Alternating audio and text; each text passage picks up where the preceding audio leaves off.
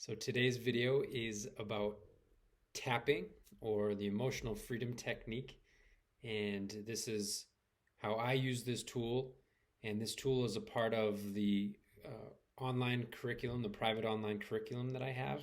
And so if you're seeing this video, know that there is a whole lesson that goes with this that is one of 16 lessons that talks about how we upgrade our nervous system from the surviving mode to the thriving mode, and how we store traumatic and or past memories that are bothersome in the hippocampus, where they are no longer influencing our present moment, and we can free up a ton of energy, improve our health, improve our vitality, as well as drastically reduce our overreactivity to life, and all sorts of other benefits in terms of healing and thriving.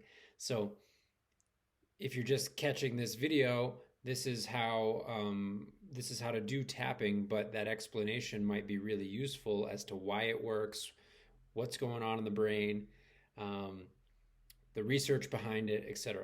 So without further ado, here is how you do it. So the points are actually important. That's one of the things in the meta-analysis that has been done on tapping. One of the things that has been extrapolated out, and the variables have been controlled to show that the actual points themselves are one of the main keys, and really the most important key. So there are other components about the technique, but the tapping shows tremendous benefits that don't happen without the tapping. So this point here, so you take this point where there's kind of like a crease in your finger right here, and I put them together and I tap those, and as I'm tapping those, I will repeat a phrase to myself. And the phrase is a cognitive tool that helps the process. But the cognitive tool by itself is not as effective as with the tapping.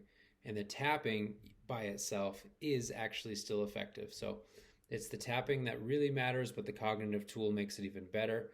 And so what I do is I say a statement such as, even though I am afraid, or even though I feel fear right now, I totally accept myself, and I accept that I feel this fear. Something along those lines. It doesn't need to, be that wordy. You should come up with words that feel good for you, but the point is that you not only accept what you are feeling, but that you accept yourself. And some people will add in there that they love themselves, and some people that doesn't feel right to say that. But again, there's tons of stuff on YouTube about tapping, and you'll see lots of different things and find what works for you. That's the whole point. So even though I feel afraid, I totally love and accept myself. And then I'm going to come up to the next point, and that's right here in the inner part of the eyebrow. Sorry, I didn't mean to give you the finger. I'll give two fingers, and I'll say, and I'll just notice, I feel afraid. I feel afraid.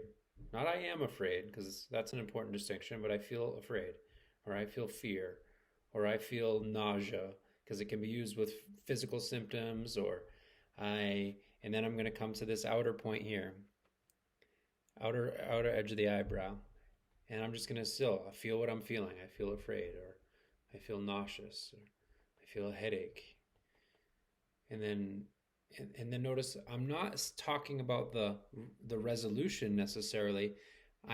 What is really cool about this is that by simply accepting what I'm feeling now and doing the tapping, it will move and it will clear quite quickly and quite easily, perhaps even surprisingly so.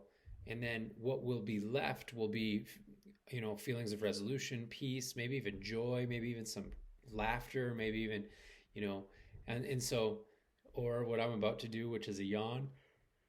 That shows that the nervous system is actually, the alarm switch has been shut off, and that you're actually now in a more thriving, open, receptive state of parasympathetic nervous activity. And so I feel afraid.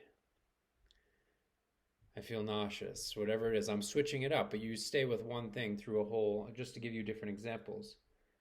You would stay with one feeling throughout the whole sequence, and this sequence is, and now I'm continuing.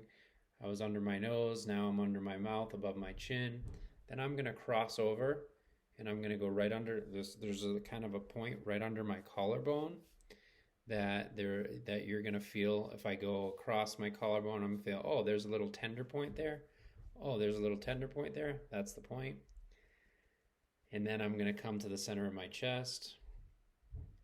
And then I'm going to stand up, and then, so I'm just showing that my nipple line is about here, and I'm just down underneath that. There's another kind of point that is a little bit tender in here, and that.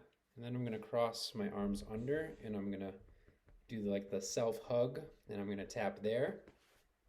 Then I'm going to come to the top of my head, and I'm going to tap there. And then I'm going to breathe. And I'm going to notice whatever I'm noticing. And maybe it's shifted, and maybe I'm already feeling clear and good and free.